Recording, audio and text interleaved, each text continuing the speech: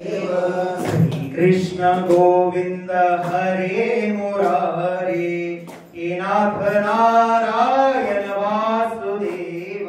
श्री कृष्ण गोविंद हरे मुरारे, हे नाथ नारायण वासुदेव।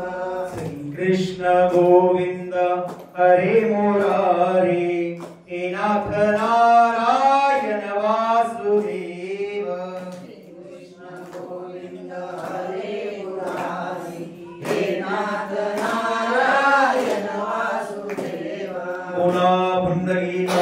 विठ्ठल श्री ज्ञानदेव, पंढरीनाथ भगवान की, माऊली ज्ञानेश्वर महाराज की, जगद्गुरु तुकाराम महाराज की, शांती ब्रह्म एकनाथ महाराज की, शुकाचार्य भगवान की।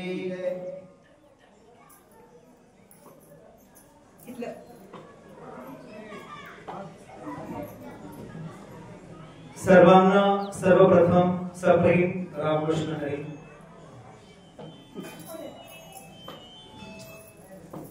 अखंड हरिनाम सप्ताह मालिकेतील आजचा आपला तिसरा दिवस आणि या तिसऱ्या दिवसाची प्रवचन रूपी सेवा माझ्यासारख्या एक लहान पामराच्या वाटेला आलेली आहे।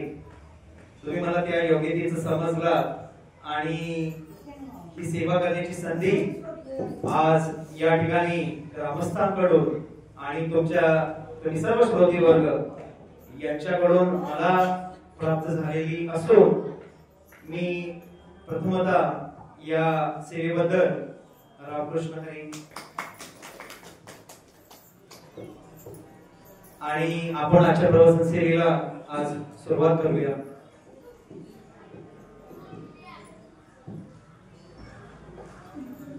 आजचा श्लोक अध्याय 12 भक्ती योगातील हा श्लोक आहे। तो मी प्रथमतः वाचून दाखवणार आहे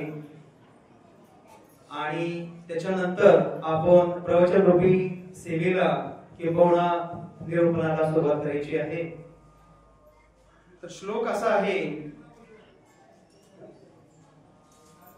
एवं सतत युक्ता ये भक्तास्त्वा पर्युपासते, ये चाप्यक्षरम व्यक्तम तेषा के योगवित्तमः। हा संस्कृत भाषेतील श्लोक आणि याचं मराठीत अनुवाद म्हणजे श्लोकार्थ असा आहे, अर्जुन म्हणतात, देवा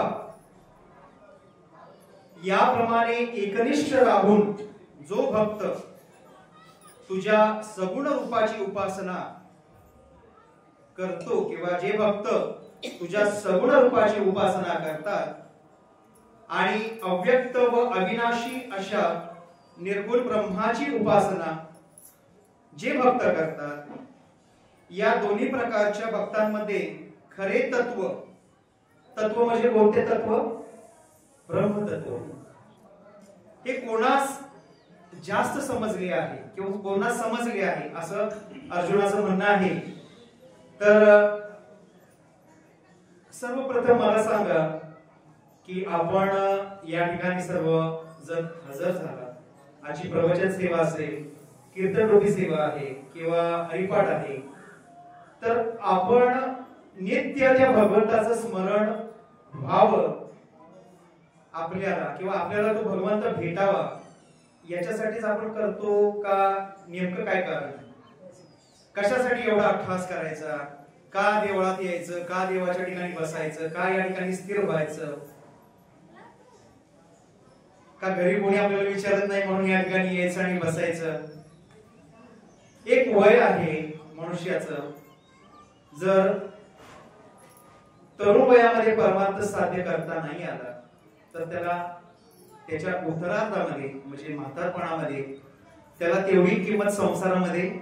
एक गोष्ट लक्षात ठेवा, प्रपंचामध्ये तरुण वयामध्ये किंमत आहे आणि परमार्थात जसं वय वाढेल तशी किंमत वाढत असते, जे प्रपंचामध्ये होत नसते। म्हणजे व्यावहारिक दृष्ट्या जर विचार करायला गेलं तर मनुष्याला किंमत उत्तर वयामध्ये म्हणजे म्हातारपणामध्ये किंमत जास्त कुठे असते तर अध्यात्म क्षेत्रामध्ये त्याला त्या मनुष्याला किंमत त्याची वाढत असते. तर मग आपण या ठिकाणी यायचं, एवढा अभ्यास करायचा, एवढं भगवंताचं चिंतन मनन ध्यान करायचं, कशासाठी करायचं? देव भेटला म्हणून करायचं का देव भेटावं म्हणून करायचं? मला सांगा, कित्येक जणाला आतापर्यंत हे वर्ष 26वे आहे, 26 पारायण म्हणजे 25 पारायण झाली, कित्येक जणांना देव भेटलेला आहे?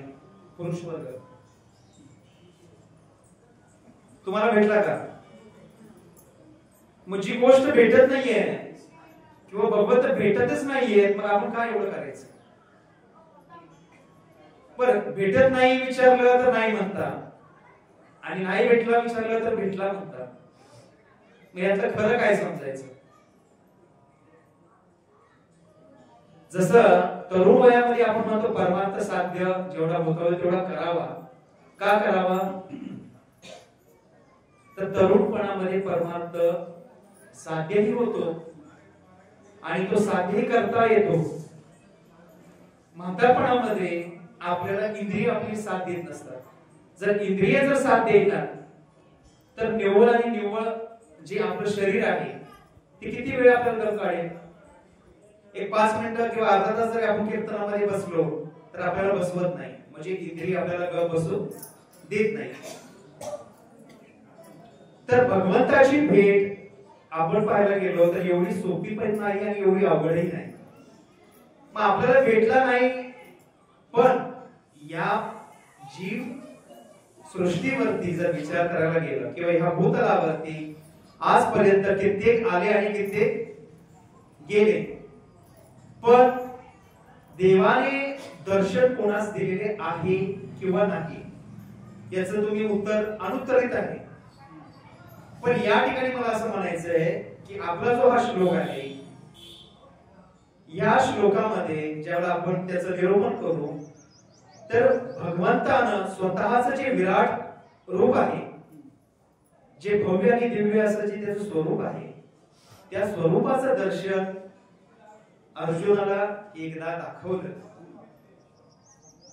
पण ते ज्या वेळेला अर्जुन आणि ते रूप ज्यावेळेला पाहिलं, विराट असं भव्य असं रूप पाहिलं, तर त्यावेळेला त्याला ते सहन झालं नाही. त्याच्या चित्तामध्ये ही गोष्ट त्याला पचनी पडली नाही, कारण की देवाचं सगुणच रूप पाहायची त्याला सवय झालेली आहे. सगुण रूपामध्ये भगवंत छान दिसतायत. मग त्या विराट अशा रूपाचं ज्यावेळेला त्याला दर्शन घडलं त्यावेळेला त्याला भीती निर्माण झाली. कुठे? त्याच्या चित्तामध्ये त्याला भीती उत्पन्न झाली आणि त्याने भगवंताच्या जवळ हात जोडले. भगवंत त्याला प्रार्थना केली अर्जुनाने की तुझं जे विशाल रूप आहे हे माझ्या दृष्टीला ते सहन होत नाहीये आणि तुझं सगुण रूप मला पाहण्याची जी इच्छा झालेली आहे, तू त्या मूळ स्वगुण रूपातच मला दिसावा. बर, ते का त्याला दर्शन दाखविलं अर्जुनाला? मुळात आपल्याला हे कळलं पाहिजे की गीता ही सामान्य माणसाला कळावी म्हणून माऊलींनी हा ग्रंथ आमच्या समोर किंवा सामान्य जीवाच्या समोर त्याचं गीतेच्या रूपामध्ये, माऊली ज्ञानेश्वरीच्या रूपामध्ये आपल्याला इथं पुढे मांडण्यात आलेलं आहे. गीता म्हणजे गाय आहे. काय आहे? गाय आहे. आणि ज्ञानेश्वरी म्हणजे आई आहे. मग आई आणि गायीमध्ये फरक काय आहे? तेच, पण गायी ही गोमाता. काय? गायीचं जे दूध आहे ती म्हणजे काय? श्लोक आहे, ती म्हणजे गीता आहे. आणि माऊलींनी तुमच्या आमच्या सामान्य जीवाला या गोष्टी आपल्याला कळाव्यात म्हणून त्याचं रूपांतर म्हणजे माऊलीने किंवा आईने आपल्याला केलेलं आहे आणि ह्या ग्रंथामध्ये मांडलेला आहे, म्हणजे तो ग्रंथ ज्ञानेश्वरी. तर आपल्याला एक लक्षात असायला पाहिजे की या गीतेवरती अनेक लोकांनी भाष्य केलेलं आहे. गीतेवरती भाष्य म्हणजे गीतेवरती टीका. पण सगळ्यात जास्त योग्य पद्धतीने आता कोणी टीका केलेली आहे, एक 4 जणांची आपण नावं घेऊ.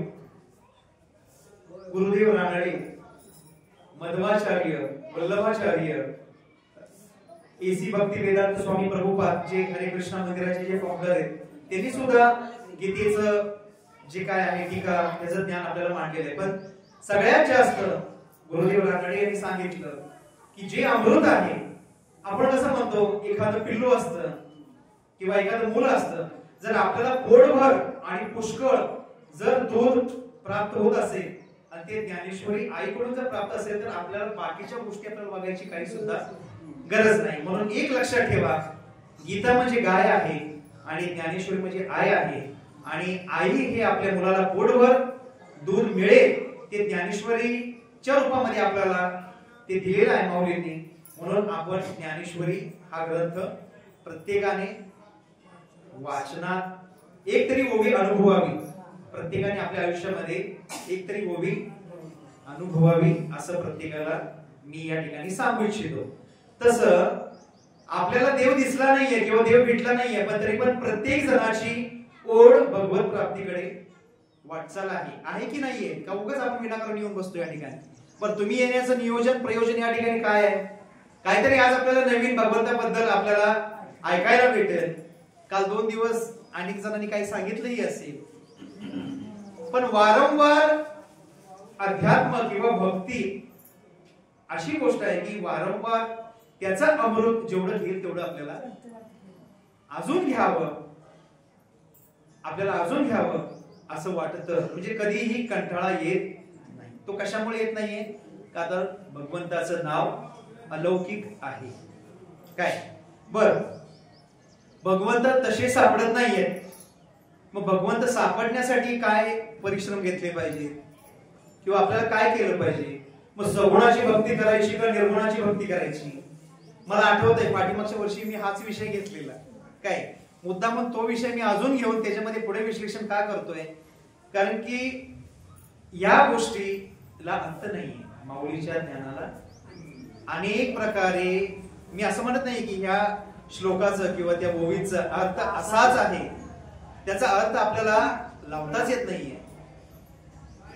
तसा योग्य तो अर्थ प्रत्येकाला समजावा एवढीच फक्त या आजच्या प्रवचन सेवेतून आपलं ध्येय असेल. तर भगवत प्राप्तीसाठी अनेक जणांनी अनेक प्रकारे प्रयत्न केलेले आहेत, पण भगवंत कोणाला सापडलेले आहेत का? किंबहुना भगवंत दाखवण्याची गोष्ट आहे का? भगवंत कधीच दाखवण्याची गोष्ट नाहीये. किंवा कोणी तुम्हाला जर म्हणेल अनेक भेटतील, हे कलियुग आहे, मी तुम्हाला देव दाखवतो, पण देव हे दाखवता येत नाही. काय म्हणून सगुणाची भक्ती आणि निर्गुणाची भक्ती. मग आता सगुणाची भक्ती करायची का निर्गुणाची भक्ती करायची? देव दोन्ही रूपामध्ये. मुळात आपल्याला हे कळलं पाहिजे, देव सगुणातही आहे आणि अभंग आहे. तुझं सगुण म्हणो की निर्गुण आहे. मग सगुणातली भक्ती ही भगवंताला प्रिय आहे. कारण की निर्गुणातली भक्ती असं एका ठिकाणी लिहिलेलं आहे त्यांनी की निर्गुणातली भक्ती सगुणाची उपासना करणारे परमयोगी होतात. काय होतात? परमयोगी होतात. आणि निर्गुणाची उपासना ही माझीच प्राप्ती होते. निर्गुण उपासनेने ही माझीच प्राप्ती होते, पण तो मार्ग क्लेशदायक आहे. काय लिहिलेलं आहे त्यांनी? क्लेशदायक आहे. बर, भगवंताला कोणते भक्त आवडतात? कोणते भक्त भगवंताला प्रिय आहे? सांगा जरा. तुकाराम महाराजांनी पण काही ठिकाणी वर्णन केलेलं आहे. बर, भक्त कोणाला म्हणावं? मुळात पहिली व्याख्या ती, जसे भगवंताचे अनेक प्रकार आहेत आपण म्हणतो, पण भगवंत एकच आहे. अनेक प्रकार म्हणण्यापेक्षा त्यांनी अवतार घेतलेले आहेत, अवतार कार्य वेगवेगळे, पण शेवटी भगवंत एकच आहे. आणि त्या पद्धतीनं विचार करायला गेलं तर ज्यांना कळलंय आपुला तो एक देव करून घ्यावा, तेने विना सुख देणे विना जीवा सुख नव्हे. तसं तो एकच देव करावा प्रत्येकाने. पण तो देव जर लक्षात ठेवला आणि त्याची एकाचीच प्रार्थना जर किंवा प्राप्तीसाठी तुम्ही धडपड केली तर तुम्हाला अवश्य भगवंत भेटणार नाही. पण तुम्ही फक्त भगवंतमय होऊन जाईल. आलं का लक्षामध्ये? तसं मग हेंदरी शेंदरी दैवते पण आहेत. तसे जशी हेंदरी शेंदरी दैवते आपण त्यांनाही आपण फक्त देव त्यांनाही आपण देव मानतो का नाही मानत? मानतोच का नाही? पण आपल्या आयुष्यामध्ये जर आपल्या ह्या पूर्ण आयुष्यरूपी जीवनाचं जर सोनं करून घ्यायचं असेल तर तुम्हाला एकालाच धरून चालावं. मग तो राम असेल, तो कृष्ण असेल किंवा तो हरी असेल, प्रत्येकाचे देव तुम्ही आपले आपले, पण एक कुठलं तरी तुम्हाला धरावं लागेल. त्या पद्धतीनं भक्त कोणाला म्हणावं? मग असे अनेक भक्त तुम्हाला बाजारामध्ये मिळतील.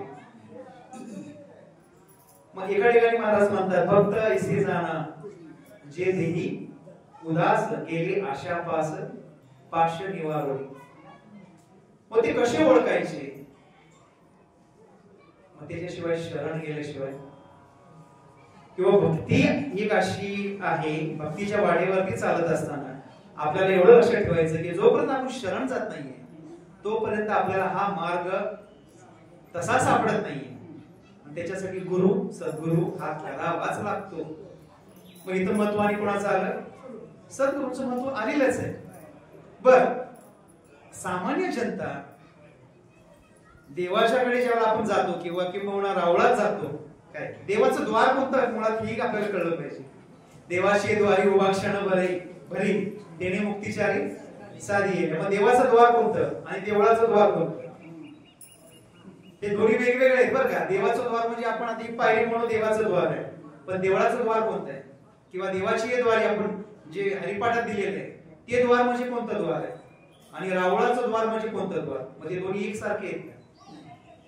मग त्याचा शोध घ्यायचा असेल तर आपल्याला कुठेतरी शरण गेलं पाहिजे.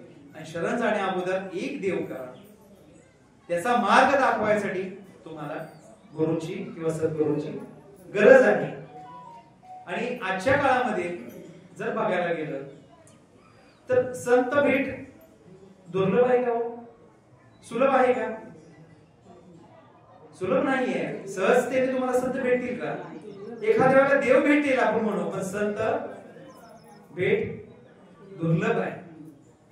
तर त्या पद्धतीनं मग भगवंत आपल्याला भेटत नाहीये, पण ओढ प्रत्येक जीवाची त्या भगवंताकडे आहे. मग कशी भेटतील? मग आता भक्ती आली, मग म्हणून भक्ती योग घेतला. मग भक्ती योगातला तो श्लोक आज आपण घेतला निरूपणासाठी. पण मग हे कळत नाहीये, अध्यात्म एवढं सोपं नाही. आपल्याला कोणीतरी सांगावं किंवा आपण स्वतः जर ध्यान करत बसलो किंवा मनन करत बसलो तर या बुद्धीला ते पेलतय का किंवा स्वतःला कळतंय का? बरं, आपण योग्य मार्गाने चाललोय का? बरं, एका ठिकाणी म्हटलेलं आहे आपुली आपण करा सोडवणं. बरं, संसारिक जीवाला ते एवढं सोपं आहे का?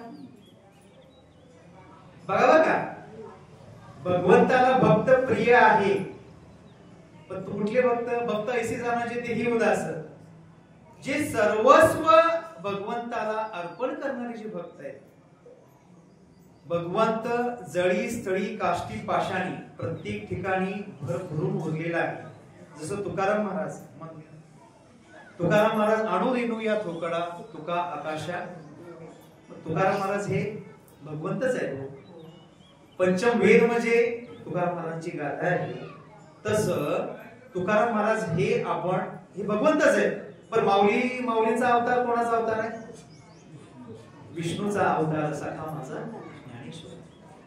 तर भगवंताने अवतार या भूतलावरती घेतला आणि आपण याला गीतेचं ज्ञान ज्ञानेश्वरी मध्ये मांडलं. कशासाठी मांडलं? प्रत्येक जीवाचा उद्धार व्हावा, किंबहुना त्या जीवाला सुख मिळावं. बरं, सुख म्हणजे काय हो? निवांत आलिशान बंगला असावा, गाडी दारात असावी, बंगल्यामध्ये आलिशान असा काय म्हणतात त्याला आरास असावी आणि निवांत, मग त्याला सुख म्हणायचं का? मग ते बाह्य अंगानं झालं. मग बाह्य अंगानं काय असते हो? व्यवस्था असते, बाह्यांगाने असते ती व्यवस्था आणि अंतरंगाने असते ती अवस्था. बाह्यांगाने जे सुख मिळतं ते शरीराला सुख मिळतं, ते आत्म्याला सुख मिळत नाहीये. पण अंतरंगाने जे सुख मिळतं ते आत्म्याला सुख मिळतं. मग कुठलं सुख चांगलं? अंतरंगाला जे सुख आहे किंवा त्या सुखाची प्रचिती आलेली तुम्ही लोकांना सांगू शकता. पण तो जर अनुभव घ्यायचा असेल, प्रत्येक जीवाला जर तो अनुभव प्रचिती यायची असेल तर त्याने या ठिकाणीच यावं.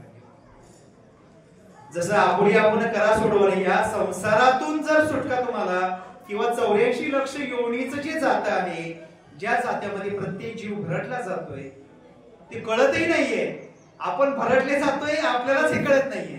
का कळत नाही हो? का कळत नसेल भोसले महाराज? का आपल्याला कळत नाहीये? का ती गोष्ट आपल्याला ज्ञात होत नाहीये? त्या गोष्टीला काय म्हणतात? त्या गोष्टीला अज्ञान असं नाव दिलेलं आहे. काय दिलेलं आहे? अज्ञान. मग अज्ञान कसं दूर होईल हो? बर, मुळात जीवाची उत्पत्ती तिथून सुरुवात करा. म्हणजे ही पायरी आहे प्रत्येक गोष्टीला. बर, पहिल्या पायरीवरून डायरेक्ट आपण 5व्या पायरीवरती उडी मारली. मग भक्ती एवढी सोपी आहे का हो? एवढ्या लवकर देव भेटेल का? प्रत्येक अभंगामध्ये आपण काय ठिकाणी म्हणतो, विष्णुमय जग वैष्णवांचा धर्म, वेदा वेद भ्रम अमंगळ, ऐकायचे तुम्ही भक्त भागवत. मग हे जग विष्णुमय आहे, प्रत्येक कणाकणामध्ये त्याचं अस्तित्व आहे. काल परवा दिवशी नरसिंह महाराजांचा अवतार झाला. 10 अवतारापैकी एक अवतार नरसिंह भगवंताचा आहे. मग एवढं भगवंत जर चराचरामध्ये या विश्वामध्ये जर भरून उरलेला आहे तर तुम्हाला तो का दिसत नाही? का कळत नाहीये? का प्रत्येक वर्षी आपल्याला प्रवचन, कीर्तन आणि हे सोहळे का आपल्याला करायचे? का निरंजन त्या ठिकाणी लावायचं? का अखंड हरिनामाचा जप करावा लागतोय? काय गरज आहे हो? जर आपण आपला धर्म नाही टिकवला, मुळात लक्षात घ्या, धर्म म्हणजे मी असं म्हणत नाहीये हिंदू मुसलमान हा धर्म नाहीये. पहिल्यांदा मुळात धर्माची व्याख्या तुम्हाला कळलं पाहिजे. मनुष्याने माणसासारखं वागणं, हा याला आपण धर्म म्हणून नाव देऊ या ठिकाणी. मग त्यात कोण्याही जातीतला किंवा कोण्याही जमातीतला जीव असो, मग ते करण्यासाठी त्या जीवाला किंवा तो जीव अज्ञानी असल्या कारणामुळे तो जीव तिथपर्यंत पोहोचत नाहीये. मग त्या जीवाला कळणार कसं? किंवा लहान मुलाला तुम्ही जोपर्यंत या ठिकाणी घेऊन येत नाही तोपर्यंत त्याला कळणार नाही की या ठिकाणी मंदिर आहे, या ठिकाणी प्रवचन आहे, या ठिकाणी कीर्तन सेवा आहे किंवा या ठिकाणी पारायण सेवा आहे. म्हणून हा सगळा अठ्ठास का करायचा? बर, आता जे वयामध्ये आहेत त्यांनाही कळत नाही हो. काही काही जीवन असं आहे की जीवन फक्त जगायचं म्हणून जगायचं. म्हणून संतांना कुठेतरी करुणा येते हो. बुडते हे जन न देखवे डोळा, येई तो कळवळा. म्हणून संत प्रत्येक क्षणाला किंबहुना घटिका म्हणा, घटिका हे प्रमाण आहे मोजण्याचं. प्रत्येक घटिकेला त्या संतांना वाटत असतं माझ्या डोळ्यासमोर हे जन बुडतंय. प्रत्येक जीवाचं त्या 84च्या योनीमध्ये हा हाल होत आहे, पण तरीही त्या जीवाला कळत नाहीये. कित्येक जण मृत्युमुखी पावता येते. कुठेतरी या जीवाचा उद्धार व्हावा म्हणून हा अध्यात्माचा भाग आहे. बर, भगवंताने असं सांगितलंय का कुठे प्रपंच करू नये, करू नका? प्रपंच म्हणजेच बघा, प्रपंच हा एक मार्ग आहे आणि अध्यात्म हे दोन वेगवेगळे मार्ग आहेत. काय तर प्रपंच हा करावा नाही असं नाही, पण त्यात गुंतून पडू नये. आणि जेवढं तुम्ही अध्यात्म क्षेत्रामध्ये किंवा भक्तीच्या क्षेत्रामध्ये जेवढं तुम्ही गुंताल तेवढा आनंद. म्हणून बघा, कधीही व्यवहारिक जीवनामध्ये जी लोक भरडलेली आहेत, ती त्रासलेली आहेत, त्यांना जीवन नकोसं झालेलं वाटतं. आयुष्याचं जर गणित सुरळीत व्हावं असं प्रत्येक जीवाला जर वाटत असेल तर त्याला अध्यात्माशिवाय पर्याय नाही. दिनरजनी हाची धंदा गोविंदाची ओवाळ किंवा हरी भजना विनकाळ घालू. भजन बघा असं नाहीये की देवाने पण भजन केलेलं नाहीये. भजन करीन महादेव राम पूजी सदाशिव. जर भगवान शंकराने जर रामाचं भजन केलेलं असेल तर तुम्ही आम्ही कोण आहोत? आणि भजनाशिवाय पर्याय नाही. म्हणून प्रत्येक जीवाला किंवा त्या जीवाने विचार करावा, जर मला भगवत प्राप्ती जर हवी असेल, तुम्ही सगुणाची भक्ती करा, निर्गुणाची करा. मी तुम्हाला मगाशी 2 वाक्य सांगितली. सगुणाची केली तर ते परमयोगाकडे त्याची वाटचाल असते, आणि निर्गुणाची केली तर ती जरा तो मार्ग क्लेशदायक आहे. मुळात मला सांगा 4 पुरुषार्थ कोणते? धर्म अर्थ काम मोक्ष. हे 4 पुरुषार्थ हे प्रत्येकाने केलेच पाहिजेत. माझा धर्म म्हणजे काय? धर्माचे पालन करणे, पाखंड खंडन याची आम्हा करणे. काम बीज वाढवावे नाम.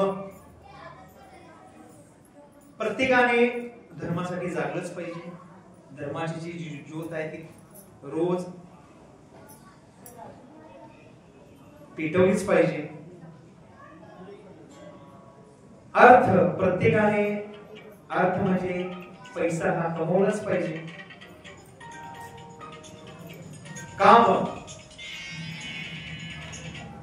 काम म्हणजे जशी सृष्टीची उत्पत्ती आहे तसं काम पण एक पुरुषार्थ आहे. आणि मोक्ष, मोक्षाची व्याख्या काय आहे? प्रत्येकाच्या मते वेगवेगळी व्याख्या आहे. तर तुम्हाला काय वाटतं मोक्ष म्हणजे काय?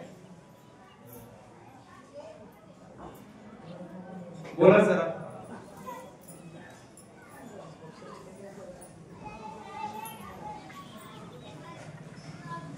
तुम्ही जो पण बोलत नाही तो पुढे जात.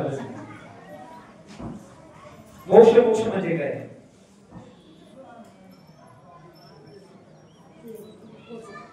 जिवंतपणे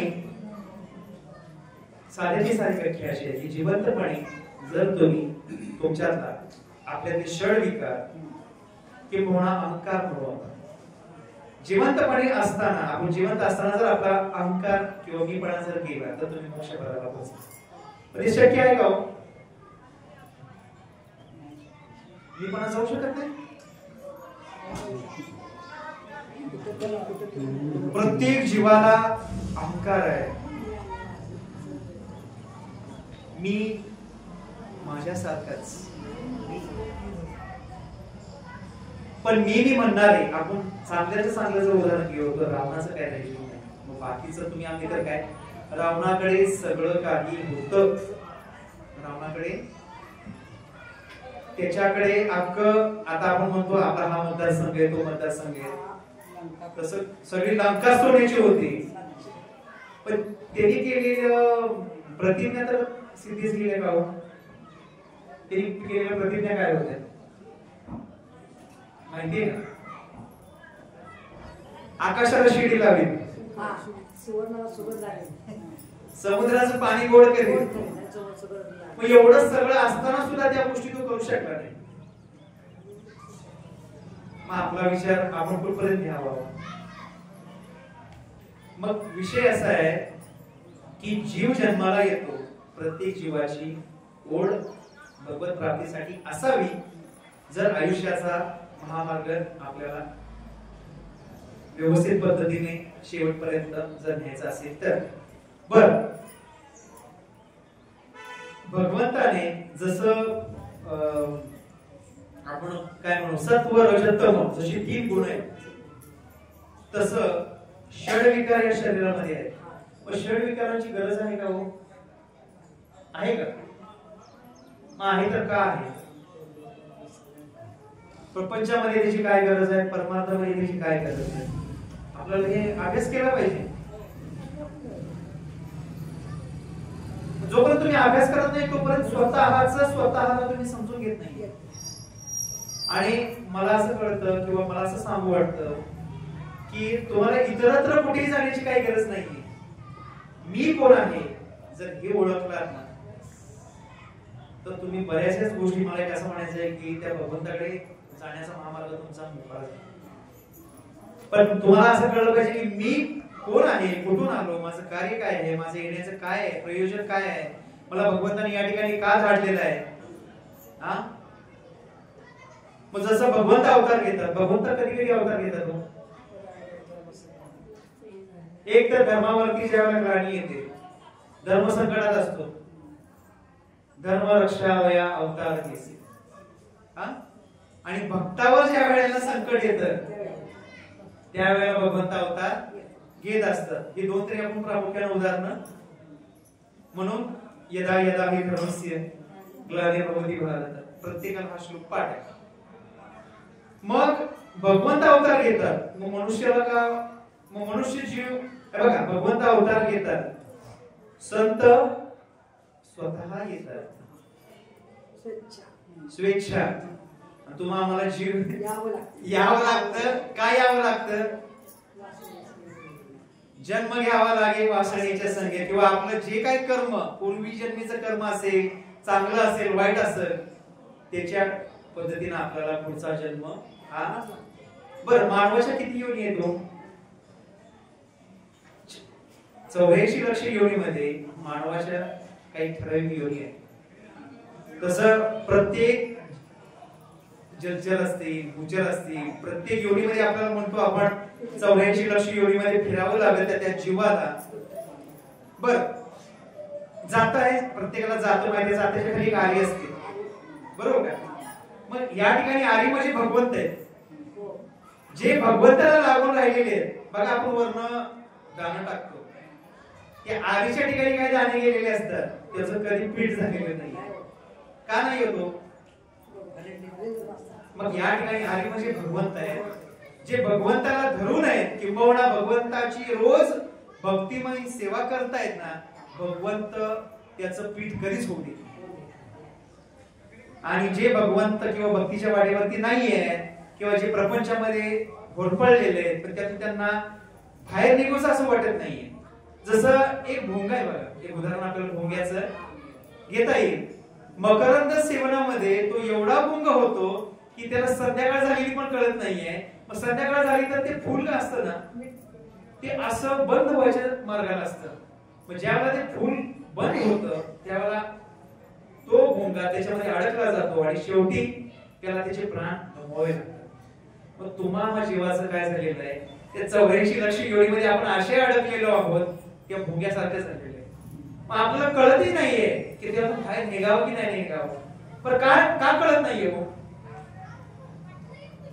बघा, मनाचा निर्धार हा पक्का निर्धार. ज्याने मनावर विजय मिळवला त्याने जग जिंकलं म्हणता येईल, बरं का?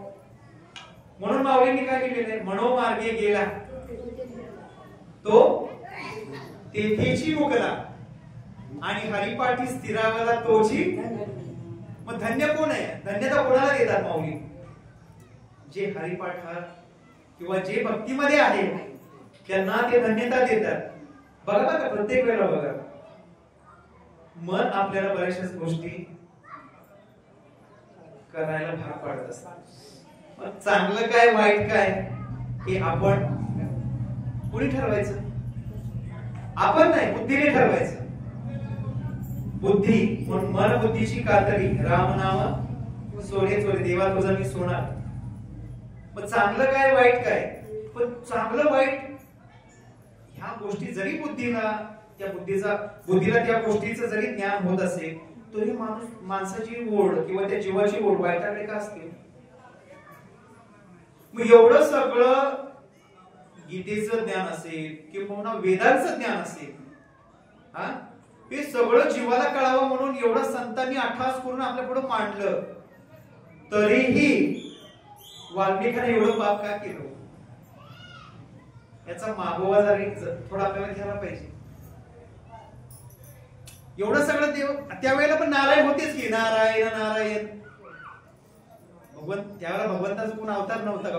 प्रत्येक युग आली ना, त्रेतायुग असेल, कलियुग असेल, द्वापार असेल, प्रत्येक युगामध्ये भगवंतांना अवतार घेतलेलेच आहे.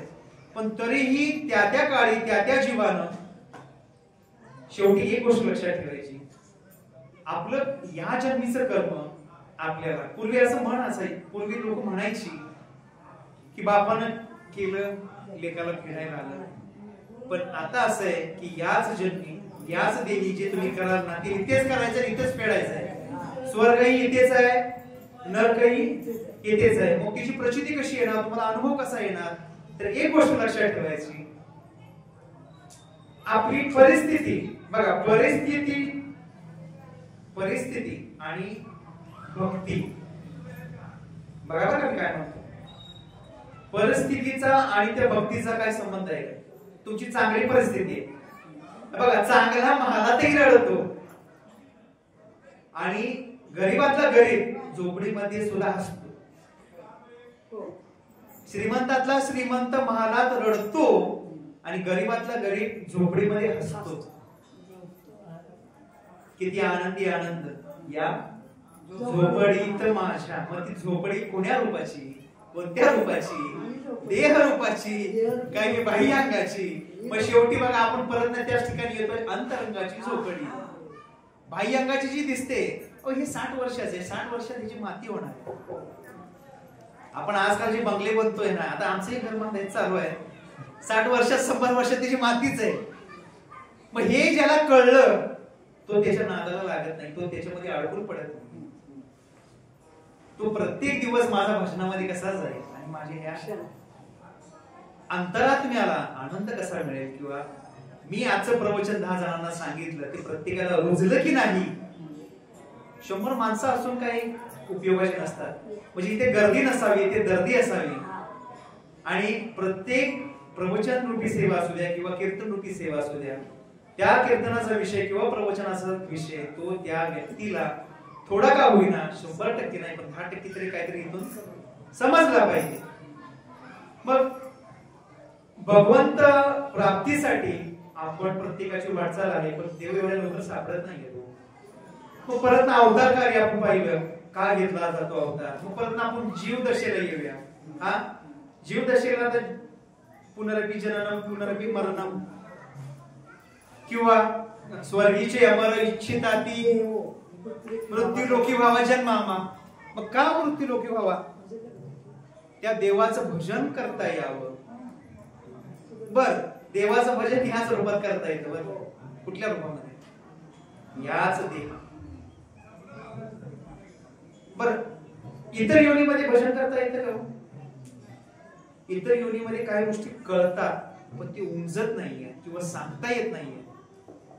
म्हणून एक गोष्ट अशी पण आहे, आपल्या जवळच शुकाचार्यांचं ठिकाण आहे. कोणाला माहिती नाहीये या ठिकाणी शुकाचार्यांचा इतिहास? माहितीये शुकाचार्यांचा? शुकाचार्य म्हटलं जातं किंवा शुकमुनी म्हटलं जातं, पण त्याचा वारंवार उल्लेख का करायचा? बघा, जिथं पिकतं तिथं पिकत नाही. आपल्या लोकांना त्या ठिकाणाचं महात्म्य, किती जणांना त्याचं महात्म्य आहे, तसं महात्म्य त्याचं थोर आहे.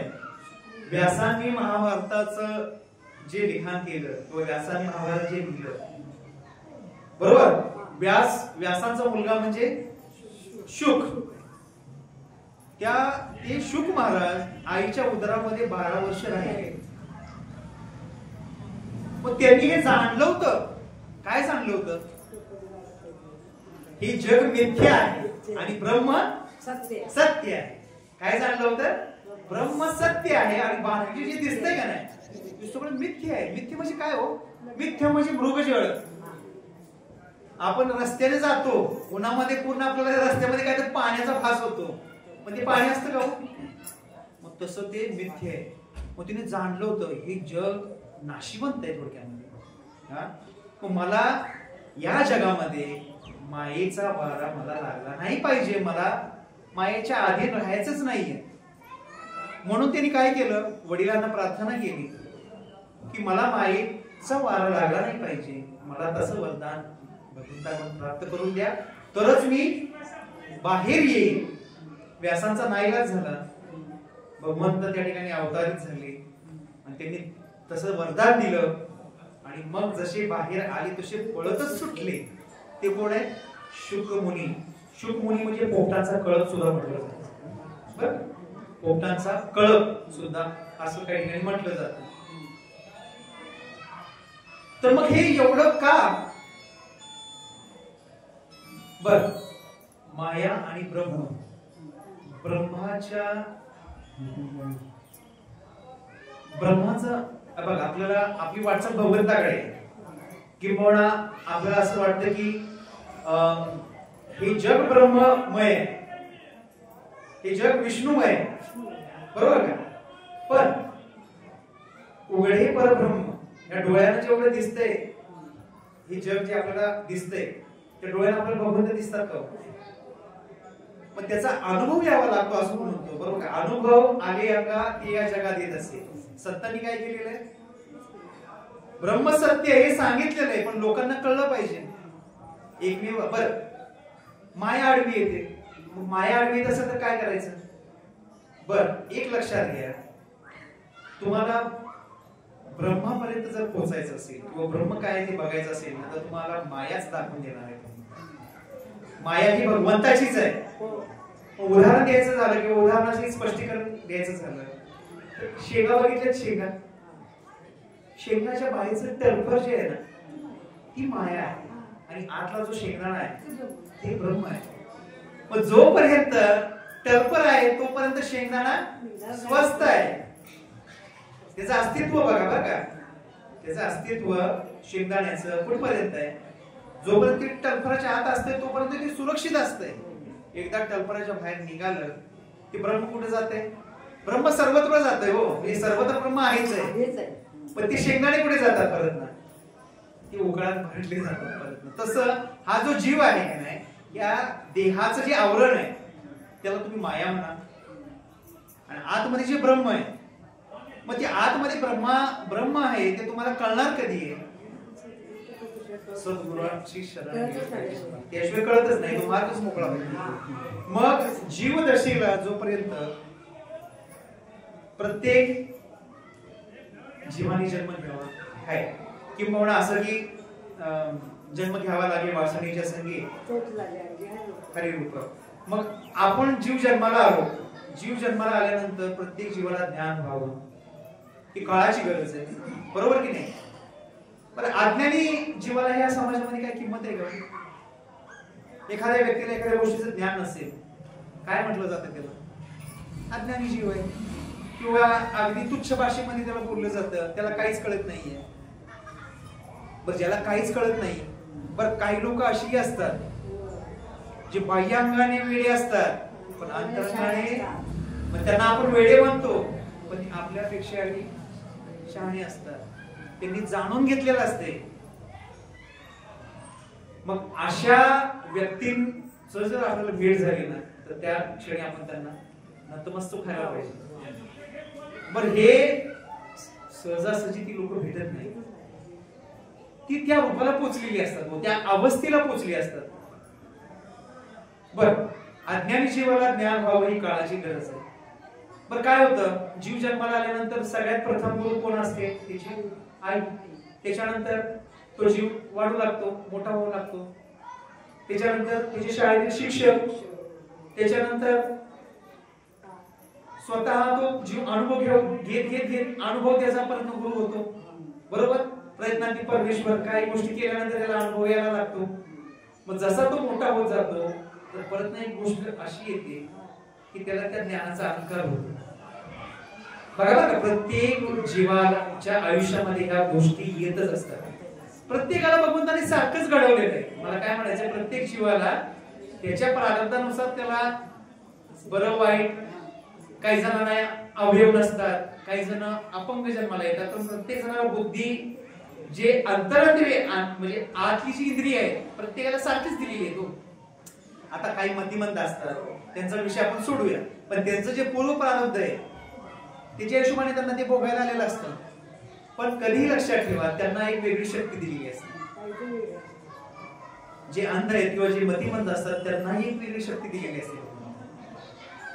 मग आपण काय म्हणतो किंवा माऊलीने म्हटलेले, कोण्याही जीवाचा न घडो वर्म सर्वेश्वर पूजनाचे. मग आपल्याकडून कोणत्याही जीवाला हानी नाही पोचली पाहिजे एवढं आपण पाळलं पाहिजे. पण आपल्याकडून तसं होतं का? आपण कित्येक जणांची मन दुखवतो. प्रापंचिक जीवनामध्ये आपल्या घरामध्येच बघा, पती पत्नीची भांडणं असतात, रोज असतात. कोणी कोणाचं मन जाणतं का? प्रत्येक जीवाला असं वाटतं की हे सगळं चाललंय हे माझ्यामुळेच. ते बैलगाडीच्या खाली एक बघा श्वान चालतं, त्याला वाटतं की ही गाडी माझ्यामुळेच चालली, पण त्यांना कळत नसते की हा चालवणारा कोणीतरी वेगळा आहे, म्हणजे तो व्यापक आहे, तो ह्या दृष्टीने दिसणार नाहीये. ती दृष्टी महत्वाची आहे. ती दृष्टी जाणून घेण्यासाठी संत भेट होणं गरजेचं आहे. संत भेट होण्यासाठी गुरु महत्वाचे आहेत. गुरु सद्गुरु हे आयुष्यामध्ये भेटले पाहिजेत. पण जसा गुरु तसा चेला, जसे कबीर महाराज जसे कमाल होते, मग तसे भक्त पाहिजे. तो ते भक्ताची ओढ पाहिजे. बर, ज्ञान कोणाला पण द्यावं का? आता मी ज्ञान काही 4 गोष्टी या ठिकाणी सांगतोय, ते पचनी पण पडलं पाहिजे, ते अंतरंगात भिडलं पाहिजे. मग त्या पद्धतीनं तो याचक त्या भगवंताकडे किंवा त्या गुरुकडे गेला पाहिजे. मला या गोष्टीचं ज्ञान नाही, मला या गोष्टी ज्ञान करून द्या. म्हणजेच काय आहे, त्याची ओढ सुद्धा तितकीच गरजेची आहे. नाहीतर काय होतं, त्या ज्ञानाची विटंबना होते, त्या ज्ञानाला किंमत दिली जात नाही. म्हणून त्या जीवाला ज्यावेळेला ज्ञान प्राप्त होतं किंवा तो ज्ञान घेऊन ज्यावेळेला मार्गस्थ होत असतो, मग ते ज्ञान अनेक प्रकारचे आहे. शालेय ज्ञान, व्यवहारिक ज्ञान, आध्यात्मिक ज्ञान. त्या ज्ञानाचा त्याला अहंकार येतो. मग त्या अहंकार आल्यानंतर तो अहंकार त्या जीवाचा कधी नाहीसा होतो? नाहीसा होतो का? मी आणि माझं हे जोपर्यंत विसरत नाहीये किंवा त्याचा जोपर्यंत विसर पडत नाहीये, तोपर्यंत तो अहंकार मावळतीला जात नाही. कळतं ना मी काय म्हणतोय? मग जोपर्यंत अहंकार मावळतीला जात नाही, तोपर्यंत मी पणाच जात नाही हो त्या जीवाचा. माझ्यासारखा मीच गायक, माझ्यासारखा मीच वादक, माझ्यासारखा मीच सुगरण म्हणा. मग ह्या गोष्टीचं हे बघा, शेतामध्ये तण येतं, त्याला तुम्ही काय खरपाणी घालता का? तण मनाने येतं. मनानं जशी निर्मिती आहे तसं ह्या देह रूपामध्ये षड विकारांची निर्मिती आपोआप आहे. पण त्याची गरज जसं कफ वात पित्त याची गरज शरीराला जडणघडणामध्ये आहे. बघा, कफ वात पित्त नसून पण चालत नाही, त्याची गरज आहे. पण कसं, आता जसं जेवणामध्ये मिठाची कशी गरज आहे, त्या पद्धतीनं या देहामध्ये षडविकार पण असे आहेत की त्याची अध्यात्मामध्ये ज्यावेळेला आपण मार्गस्थ होऊ त्यावेळेला षडविकार बाजूला ठेवले पाहिजे, तर तुम्ही भगवंताकडे पोहोचा. आणि व्यावहारिक जीवनामध्ये त्याची गरज आहे का हो? जर आपल्याला काम क्रोध जर नसता तर आज पाकिस्तानाने आपल्यावर हल्ला केला असता, मग तिथे क्रोध तुम्हाला दाखवला नसता, ये बाबा, मग त्यांनी आपलं हे जग जिंकलं असतं. मग असा विषय आहे. म्हणून जोपर्यंत मीपणा जात नाहीये, मावळत नाहीये, तोपर्यंत त्या देहाचा मी माझं सरत नाहीये, तोपर्यंत ती वृत्ती त्याची नाहीशी जोपर्यंत होत नाहीये, तोपर्यंत त्याला भगवंताकडे मार्गस्थच होत नाही. तो एक उदाहरण दिलेलं आहे, कापुराच्या वाती उजळलेल्या ज्योती ठाईची समाप्ती. मग या प्रत्येक जीवानं कापरासारखं झिजावं. कापराचा जसा संग अग्नीशी झाल्यानंतर त्या कापराचं काय होतं? सोनं होतं. काय होतं? सोनं होतं. कसं सोनं होतं? कापूर आणि अग्नी ज्यावेळेला एकत्र येतात त्यावेळेला सुगंध येतो, त्यावेळेला त्याची राख पण होत नाही हो, राख पण होत नाहीये त्याची. मनुष्य देहाची राख तरी होते, तशी त्या कापराची राख पण होत नाहीये. आणि तो उजेड देऊन जातो आणि सुगंधही देऊन जातो आणि त्याची राख पण होत नाही. मग या प्रत्येक जीवाने त्याच्यासारखं झिजावं म्हणून ते उदाहरण माऊलीने त्या ठिकाणी कापुराच्या वाती उजळलेल्या ज्योती ठाईची समाप्ती झाली अशी. पण एक गोष्ट सांगा मला, जो मावळतो तो पुन्हा उगवतो की नाही? सूर्य मावळला आणि परत उगवला नाही असं झालंय का महाराज? म्हणजेच काय, या देहातून एकदा आत्मा निघून गेला की तो परत आणि कुठेतरी उगवणार, जन्माला येणारच आहे. या देहाची जी चादर आहे ती चादर काही वर्षांसाठी तुम्हाला भाड्यानं, चदरिया झिनी रे झिनी, राम नाम एक उदाहरण आहे कबीरांचं, अभंग त्याचा दोहा आहे. मग किंवा अनेक संतांनी वर्णन केलेलं आहे, या देहाचं पण वर्णन केलेलं आहे. देह पाचाचा आणिला उसणा, 3.5 हाताचा जो देह दिलेला आहे, देवी दिला देह भजना. मग अशी अनेक उदाहरणं आपल्याला या ठिकाणी देता येतील. मग ज्या वेळेला मी देह आहे किंवा मी अमोल आहे, की ज्या वेळेला गोष्ट ही वेळेला ज्यावेळेला वृत्ती संपुष्टात येते म्हणण्यापेक्षा ज्यावेळेला ही गोष्ट मावळतीला जाते, त्यावेळेला त्या देहाचा अहंकार नाहीसा होतो आणि त्या जीवाची वाटचाल समाधी अवस्थेकडे जात असते. बरं, समाधी अवस्था ही परमोच्च अवस्था आहे. त्या अवस्थेला पोहोचल्यानंतर भगवंत काय आहे त्याची प्रचिती येणारच आहे. पण ती अवस्था पोहोचणं तिथपर्यंत गरजेचं आहे. पण ती अवस्थेपर्यंत पोहोचण्यासाठी जीवाचं आणि शिवाचं ऐक्य व्हावं लागतं. जीवाचं आणि शिवाचं ऐक्य त्याच वेळेला होऊ शकतं ज्या वेळेला तुमचे षडविकार नाहीशी झाले पाहिजे, किंबहुना मी देह आहे ती वृत्ती नाहीशी झाली पाहिजे. ज्या वेळेला वृत्ती नाहीशी होईल त्यावेळेला जीव आणि शिवाचं ऐक्य होईल आणि जीव आणि शिवाचं ऐक्य झाल्यानंतर समाधी अवस्थेकडे आपण आपली वाटचाल जाईल. पण समाधी अवस्थेतला अनुभव जो आहे तो अंतरंगातला अनुभव आहे. तो जगाला आपल्याला सांगता येणार नाही. आपल्याला स्वप्न लक्षात राहत नाही. हो, स्वप्न लक्षात राहतं का? काही स्वप्न लक्षात राहतात पण काही कालावधीपुरती राहतात. काही थोडकी स्वप्न आपल्या लक्षात राहतात, पूर्ण स्वप्न लक्षात राहत नाही. झोपेच्या काही अवस्था आहेत, स्वप्न, सुषुप्ती, जागृती, या झोपेच्या अवस्था आहे. तसं स्वप्न लक्षात राहत नाही आणि तुम्ही समाधी अवस्थेचा अनुभव सामान्य जीवनात कसं सांगणार? समाधी अवस्थेला गेल्यानंतर ऐका, म्हणून मी काय म्हणतो तुम्हाला, आपण पूर्वव्रत पहिल्यांदा सुरुवात जशी केली, पहिला प्रश्न माझा तुम्हाला हा होता, देव तुम्ही पाहिलाय का? म्हणून या डोळ्याने देव तुम्हाला दिसणार नाही.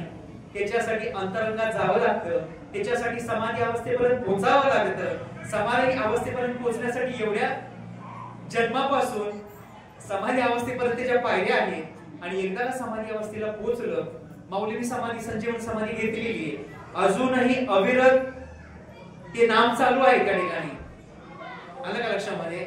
जशी आपली वाणी आहे, आपण कसं बघा आपल्या वाणीने त्या गोष्टींचा वारंवार आपण बघा, अशी गोष्ट आहे, भगवंताचं जर नाम तुम्ही 24 तास जर घेत बसला या वाणीने तर त्या वाचेमध्ये एक सिद्धी येते.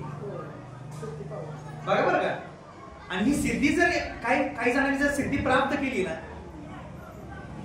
करू ना, म्हणजे बघा बरं का, काही वेळेला समजा कोणी एखाद्या जीवाला त्रास देत असेल, त्याच्या मुखातून जरी काही समजा बरोबर वेळवाकडे जरी काही शब्द गेले ना, तर ती या सिद्धी प्राप्तीमुळे तो श्राप त्या व्यक्तीला लागत असतो.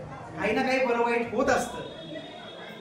याची प्रचिती ज्यावेळेला तुम्ही नाम घ्याल भगवंताचं, बघा एकदा का तुम्ही त्या गोष्टी चालू केल्या ना, तुम्हाला झोपेमध्ये सुद्धा तुमची वाचा रामकृष्ण हरी रामकृष्ण हरी म्हणत असते. जरी झोप लागली तरी ती गोष्ट चालू असते.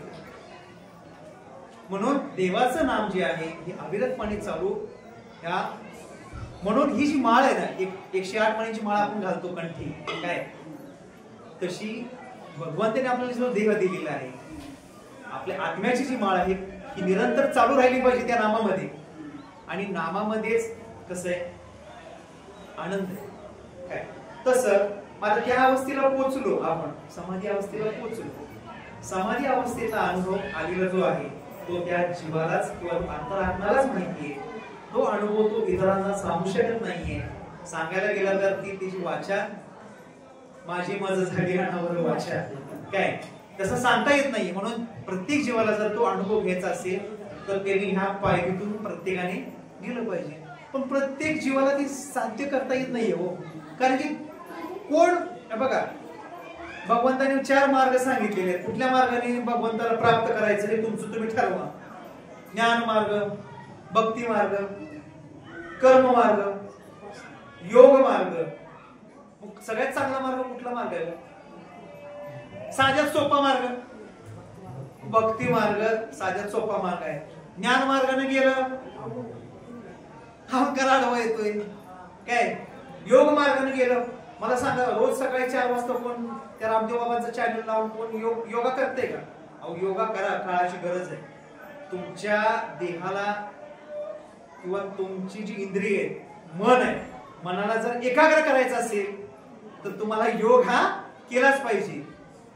आमचे मित्र आहेत ते रोज योगा करतात सकाळी 4 वाजता उठून. ते स्वतः हॉस्पिटलमध्ये कार्यरत असतात. मग म्हणजे आता योग मार्ग पण तेवढा सोपा आहे का हो? अटंग्या वनामध्ये जायचं आणि योगासने करायचं, आणि मग बऱ्याच जणांनी प्रयत्न केले योग मार्गाने सुद्धा, पण तोही सोपा नाहीये हे जीवाला. मग ज्ञान मार्ग झाला, योग मार्ग झाला, कर्म मार्ग. काही कर्मप्रधान लोक असतात. येईल हरी आणि देईल पलंगावरी. नाही, माझं मी कर्म करत राहणार. आता भगवंताने सांगितलेलं गीतामध्ये, कर्मण्ये वाधिकारस्ते मा फलेषु कदाचन. तू कर्म कर, किंवा तुला कर्म करायचंच आहे. ते चांगलं आहे वाईट आहे त्याची तू चिंता करू नको, पण कर्म कर. शेवटी त्या कर्माची फळं तुला चांगली का वाईट हे तुला मिळणारच आहे, पण कर्म कर. मला कामावरती एकदा सांगितलं जाते, किती पण पाऊस पडूया, किती पण काय पण होऊ द्या, पण तुम्ही कामावरती हजर. कोण जरी आला तरी कामावरती हजर. म्हणजे याचा अर्थ काय? कर्माने प्रत्येक जीव बांधलेला आहे. जर एखादा व्यक्ती जर कर्मच करत नसेल तर भगवंत त्याला योग्यता देत नाही. कर्म कर, त्याची फळं तुला चांगली वाईट तुला अपेक्षा करू नको, पण त्याचं फळ तुला मिळणारच आहे.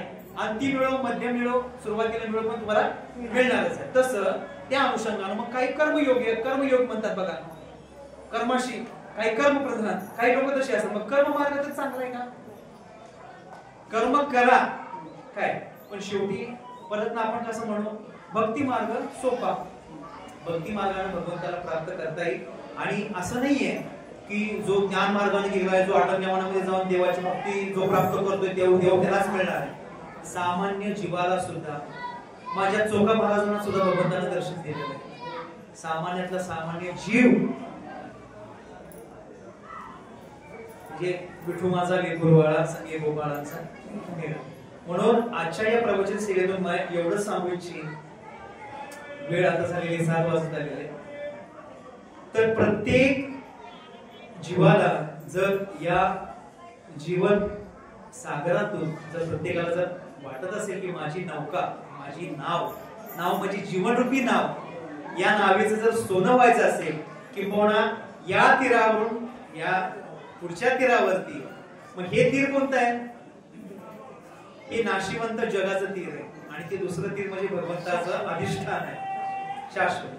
मग तिथवर जर पोचायचं असेल, आणि जर प्रत्येक जीवाला जर असं वाटत असेल की या जीवाचा जर उद्धार व्हायचा असेल, किंबहुना प्रत्येक जीवाला जर भगवंत भेटावेच अशी वाटत असतील, तर अध्यात्म हा एकच मार्ग, आणि त्यातल्या त्यात भक्ती, त्या मार्गाने त्या जीवानं वाटचाल करायला पाहिजे. ह्या महामार्गाने जात असताना प्रत्येक जीवाला अनुभव म्हणजे प्रचिती येणार आहे, आणि प्रचिती यायलाच पाहिजे. जर तुम्ही प्रयत्नच केले नाही कोणत्या गोष्टीचे, तर तुम्हाला काय अनुभव येणार आहे? प्रयत्ने वाळूची कण रगडिता त्यातून तेलही गळे. आणि देव जर एवढा सोपा असता तर सर्वांना भेटला असता. म्हणून प्रयत्न करा.